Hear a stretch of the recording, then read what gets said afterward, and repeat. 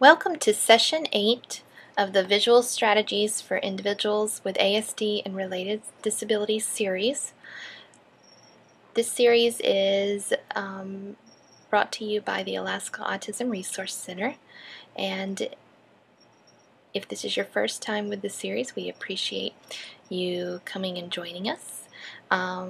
If not, we hope that this session adds to the knowledge that you've already acquired from the first sessions of this series. Today's session, you're going to need some materials, so I'm going to give you a minute to go ahead and gather the materials that you need. You're going to need a printer, some cardstock or just plain printer paper. You're going to need some scissors, a laminator, or you can use contact paper or clear packaging tape, Velcro or another type of adhesive such as sticky tack or double-sided tape, magnetic tape, anything will work as an adhesive. You will also need to print the handouts and the templates from our site. And you will also need a little scrap of sandpaper or an emery boards or something to rough up your laminating film. You'll need a pen or a pencil and a piece of paper. So go ahead and pause the video while you gather up the materials that you're needed.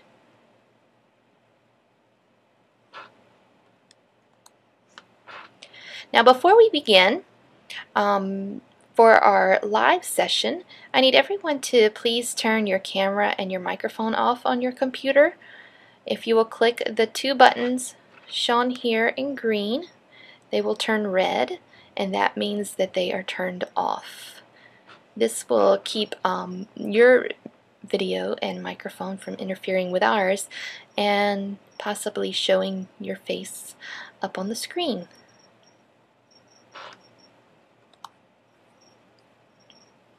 So I want to make sure that everyone, before we start, before you get into the video, that you have signed in on our site, that you have printed your templates and your handouts, that you have taken your pre-test. These are really important for us to be able to keep data on our activities and hopefully bring you some more courses online. So if you would please take a minute and pause the video so that you can go and do those things on our Moodle site before you get into the video. So for today's session, we're going to talk about taking supports into the community. And community-based instruction is one way of taking these supports and introducing them in a different environment. One of the main concepts that we look at in supporting our individuals with autism spectrum disorders is to make sure that we teach generalization, and community-based instruction is one of the main ways that we can promote generalization. So what's wonderful about these visual supports that we're making is that once a person is able to use them in one setting, then we want to take and adapt that support to be able to use it in a different setting so that they can generalize that skill. And community-based instruction is a really good way to be able to teach that. So children with ASD are a vital part of their communities due to their special talents and unique interests that they can contribute. They have the ability and usually the desire to participate. However, often they go unnoticed or are undervalued, and opportunities to interact with the world around them pass them by. This is a quote by Hudson and Coffin, 2007. This is a book called Out and About, and it is a wonderful book on community-based instruction and how to carry supports into the natural environment. And we are going to use this book as the basis for generating the types of supports that we need and being able to adapt those and use them in different environments. So for this session, we're going to refer to that book quite a bit, and it is available in our CESA library if you'd like to check it out.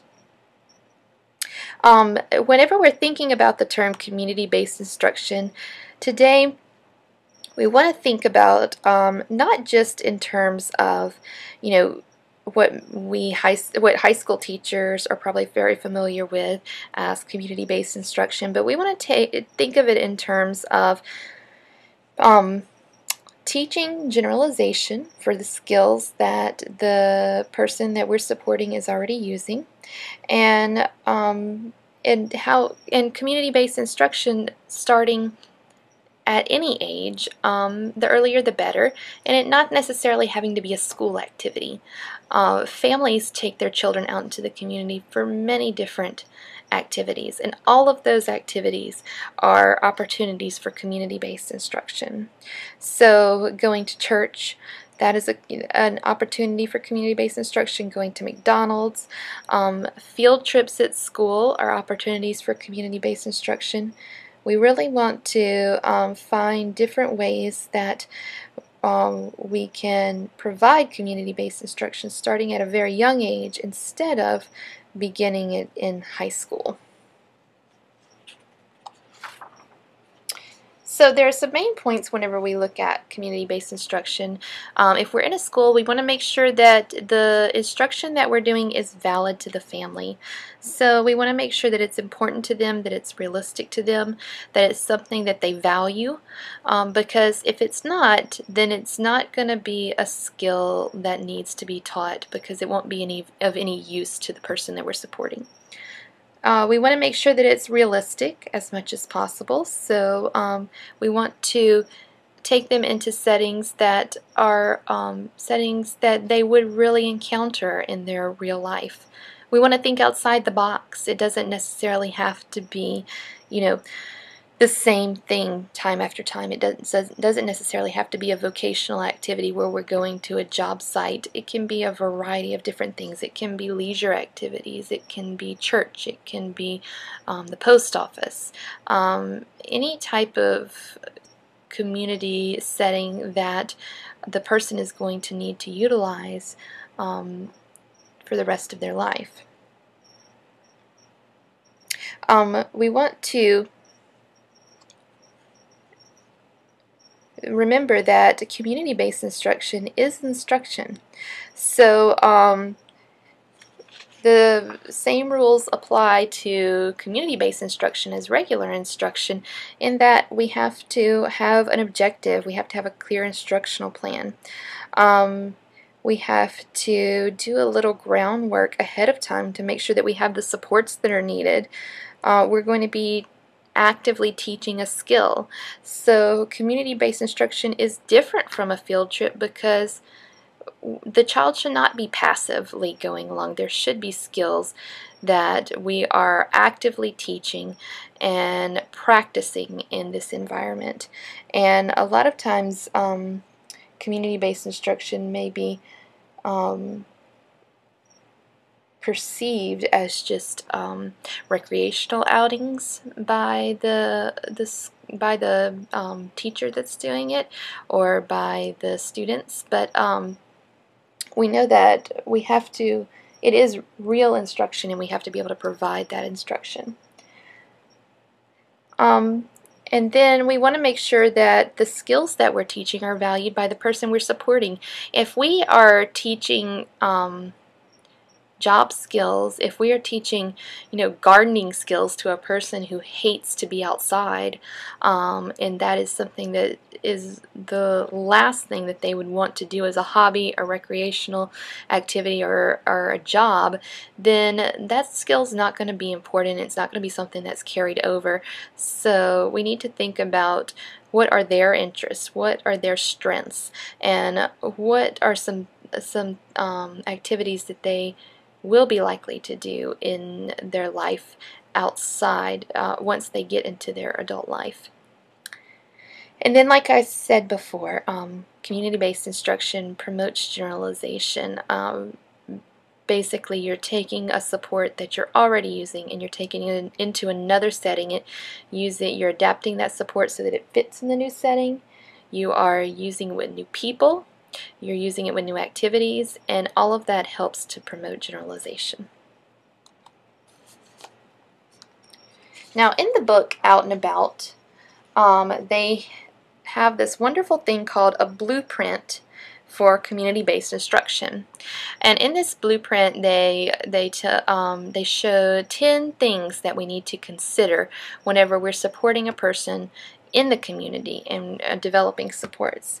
So the first, many of these things you're already doing, and many of these things incorporate some of the supports that we've already made in this course. So the first thing is strategies for a weight plan. The second is we got to support communication. We need to make sure that we're supporting their social skills, that we're providing any visual supports they might need, that we have taught them the hidden curriculum, or the information that's in the environment that everybody else automatically knows without being specifically told. So for instance, if most of us know that if you walk into an elevator, you turn around and you face the front of the elevator. But if a person has none of us have been specifically taught that, but we all know from watching other people that that's what the hidden curriculum for the elevator is. But for a person with autism, that might not be as obvious.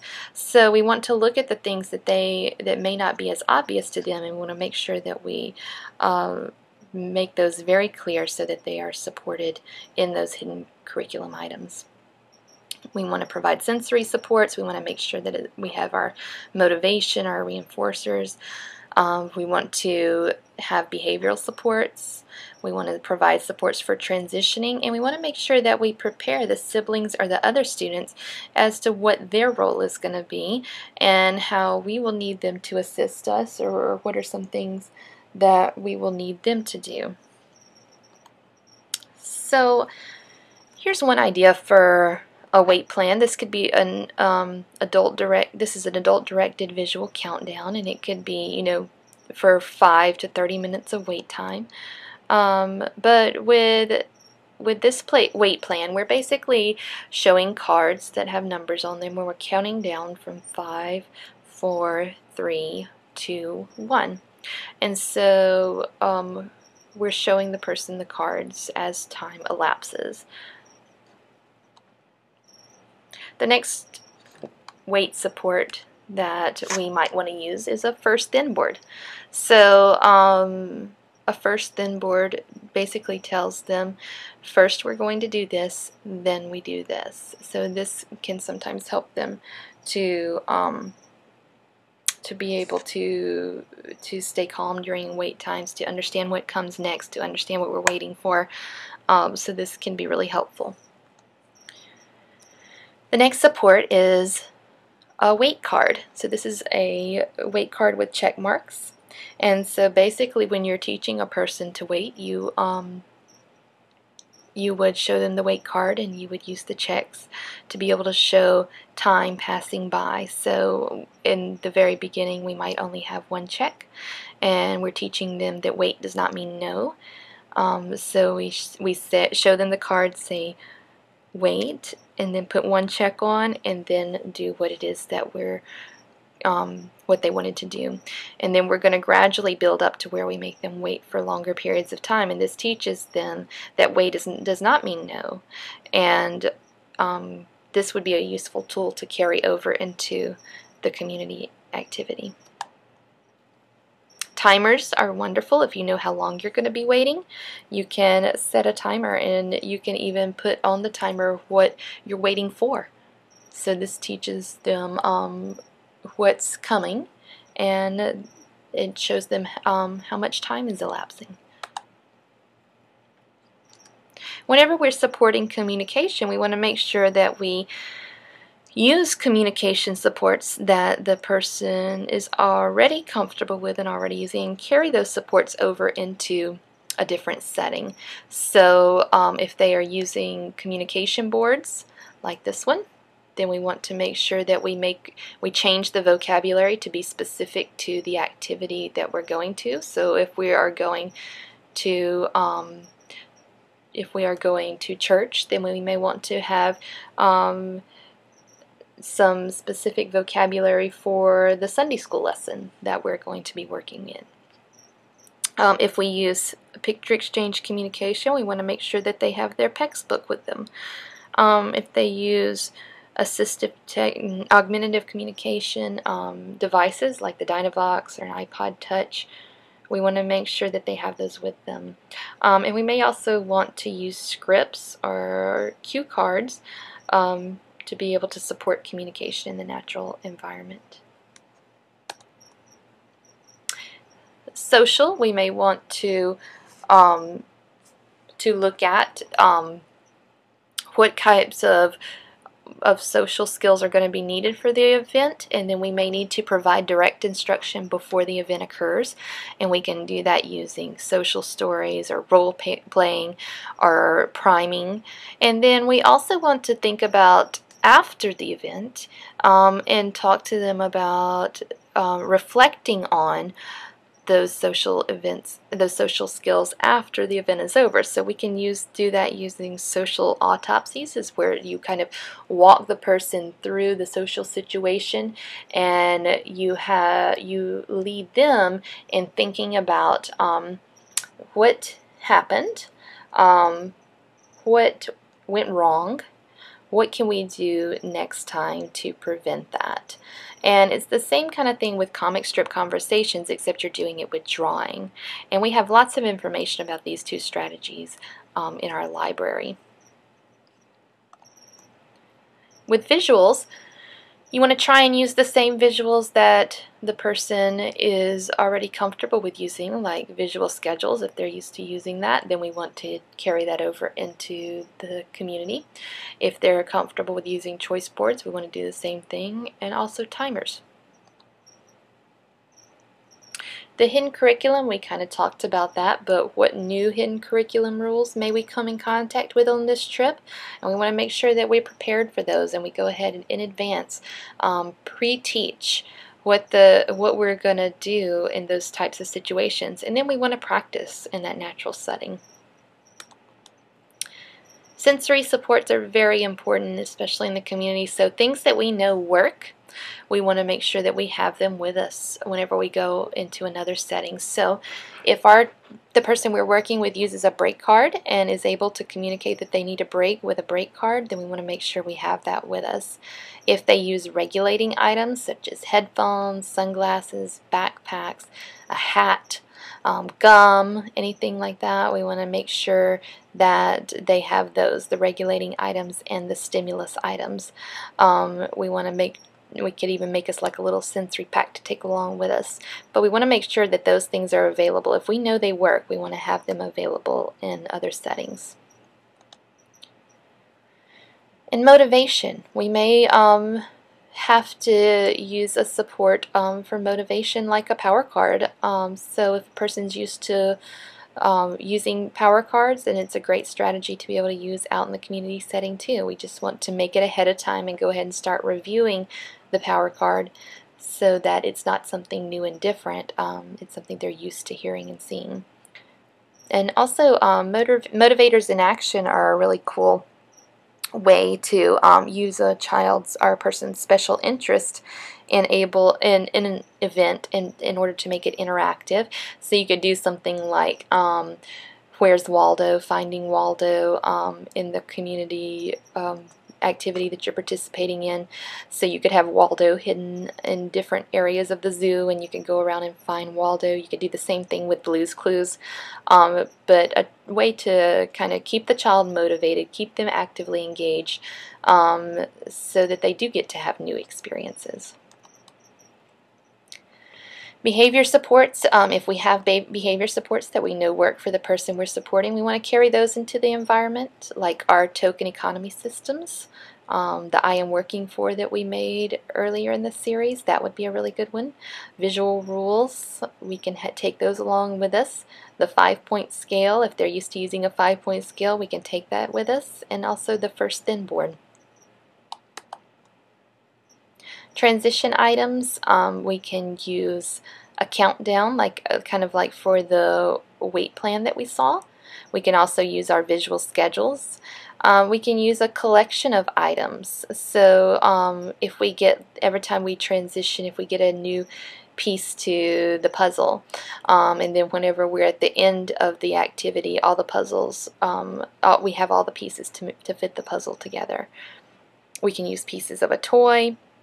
We can do cueing, so we could say, you know, in 5 minutes we're going to go to the monkey cage instead, and keep cueing and preparing them in advance for a transition that's going to occur. We can do that visually or auditorially. And we can also use transition objects like crayons. So if the next activity we're going to be going to is going to be like a coloring activity, then we can give them a crayon to kind of start preparing them for that activity and transition there. If we're going in the community and we're trying to, the next activity is going to be lunch, we could hand them like a fork, and that would be a transition object. And then we want to make sure that our peers that are with us, that we've shared the information about the supports that we're going to use, that we incorporate the kids or the peers in the supports. We incorporate the supports that we're using for everyone, all the peers, as much as we can. And we want to define what the role of the other children is going to be. Are we going to use them as peer support? And so if so, we need to teach them ahead of time what they need to be doing. Peers are an excellent way to provide that natural kind of support in the environment if we're trying to, when we're trying to move the person to more independence. So here's an example of a finished blueprint. This one is in the book Out and About, and so in this blueprint, this one is for LeBron, and his waiting plan is that they're going to do the countdown, 5, 4, 3, 2, 1 cards, and we're going to talk to the group while we're waiting. And the desired outcome is that the visual countdown will help cope with the waiting. Communication, we're going to have his AAC device programmed for the outing. We're going to have him order his food independently. That's our desired outcome. We want, for our social, we want to create a social narrative with pictures and words, and we're going to have one concept per page. And we're hoping that giving this to him in advance is going to teach him the expectations of the trip. So visual supports, we're going to have single step cards of an event, so kind of like a first then or step by step of what's going to happen. And we're hoping that that's going to control anxiety and provide predictability. The hidden curriculum is we're going to emphasize the reminder phrase, we don't touch other people's hats, and we're going to keep hands to himself. So sensory, we have a lap weight that he's going to hold while he's sitting. He's going to have tennis balls and a break card. And motivation, we're going to use first then. In transition, we're going to use his schedule. And so additional activities, we're going to practice with the AAC device, role play the sequence of events. We're going to, at home, we're going to use the AAC device to request and comment on items during dinner. And then the rewind is once we get home, we're going to, or once we get back from the trip, we're going to reflect on what happened and what we need to support better for next time. So this is a sample blueprint from Out and About.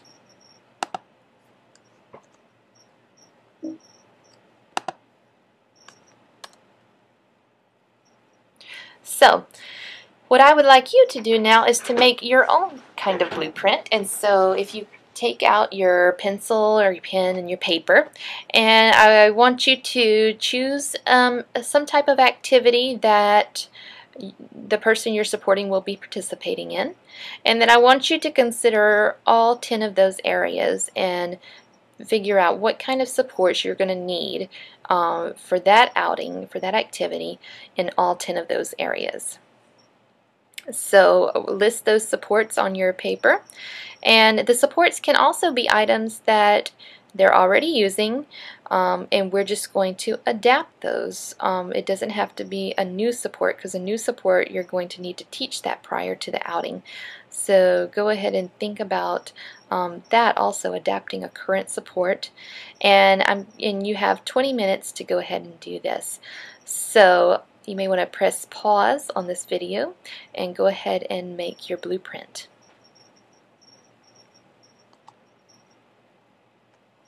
Now that you have your blueprint, I want you to choose a support from your blueprint that you would like to make or redesign for this outing. Pick one out of those 10 areas, and go ahead and make and cut out any photos or symbols that you're going to need, or any templates. We have templates for a weight card and check marks on our site, and so you're welcome to do that support if you'd like. If you want to make your picture more sturdy, remember you can glue them to a piece of cardboard or a folder. If you don't have cardstock, if you're just printing on regular paper, or if you do print on cardstock and you think it's still not thick enough, you can glue it onto something and before you laminate. And then go ahead and laminate either using lamination film, or you can use a clear contact paper or packaging tape. Any of the supports or pictures that you're going to be using. And we're going to go ahead and give you 20 minutes to do that. And we also have a video of this step. So when I did my blueprint, one of the things that I decided was that the person I was supporting would need a weight plan for the community outing that we were going on. So the weight support that is typically used is this weight card, and it's just a card that is oval shaped, and it just has 3 spots to put check marks. And so what we typically do is we have taught over time that this card means wait and not no, and so we say wait, and then we will gradually over time put check marks as we get closer and closer to the waiting time being over. So when you first use this support with a person and you're teaching them weight, you may have to start with just one square, and then you would say, you would tell them wait, put the check mark on, and then immediately do what it is that they were wanting to do. So you're trying to teach them that wait does not mean no, it just means that they have to wait a little bit of time before that happens. So then you might increase and have 2 check marks, and you may say wait and put 1 check mark down, and then a little bit later say wait and put another one down, and then give them what it is that they're wanting. So you're gradually increasing over time to where they wait longer and longer periods. So this would be a support that they've been taught to use, and something that they are using in the school setting. So what we're going to do is we're going to teach them to generalize this support and use it in other settings. So on this community outing. So I'm going to start. These templates are available online, the weight card and the weight check marks, and you can print them. I like to print the card on just a colored cardstock, and it makes it a little bit thicker and a little bit more durable. If you don't have cardstock, you can print onto regular paper, and you can glue it onto foam board, cardboard, anything like that that you have to make it a little sturdier. But these templates are available for you to print out. So right now we're just going to start with cutting out our template.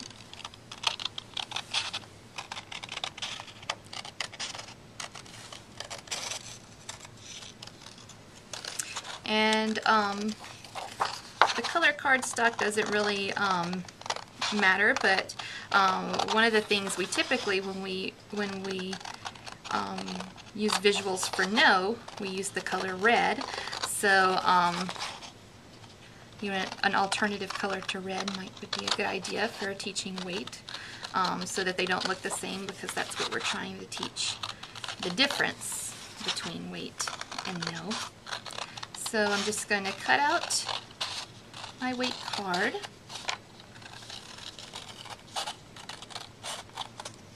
And then I'm going to cut out 3 of my check marks.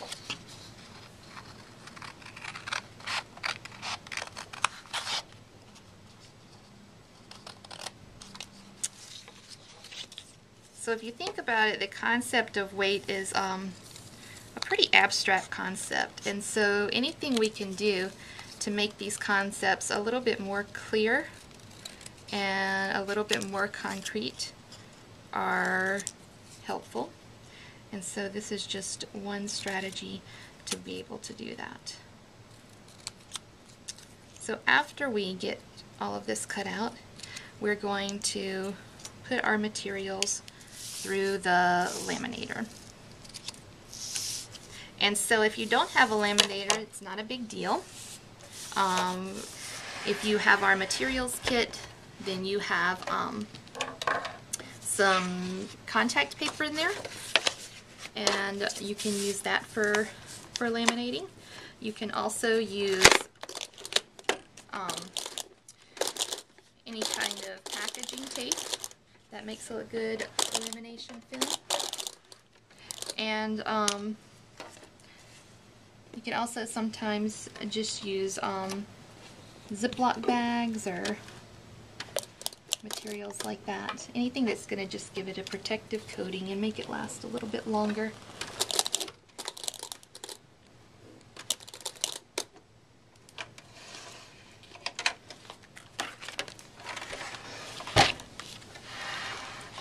And so now that we're done laminating, we're just going to cut our templates out, and then we'll be ready to put it all together.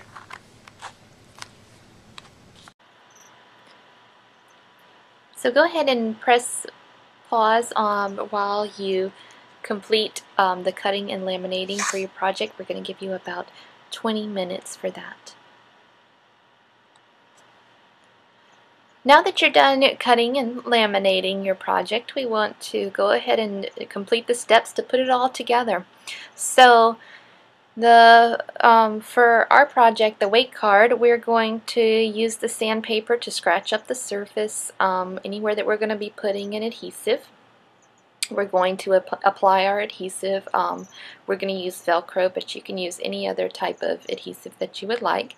And then we'll be ready to use the support. So I'm going to show you the video of how to make the support, put together the support that we are making, the weight card, but you can work on adapting another support if that's what you've been working on. You don't have to do the weight card. So now that we have our weight template cut out and our weight checks cut out, we are going, and we have them laminated, we're going to take a little piece of sandpaper and we're going to just rough up the areas that we're going to adhere Velcro to, just so that it'll stick a little bit better. And so I'm going to put it in these 3 areas where our checks will go, and then the back of the check marks themselves.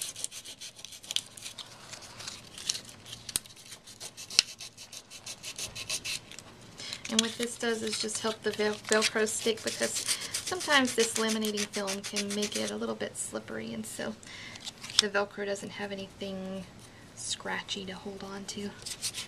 So then I'm going to cut some Velcro, and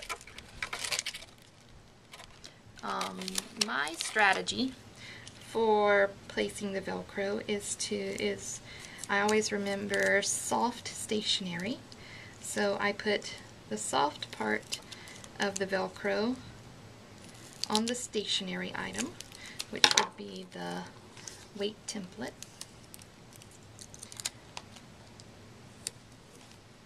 And then I put the scratchy Velcro on the check marks because those are moved from one thing to another, so they're not stationary.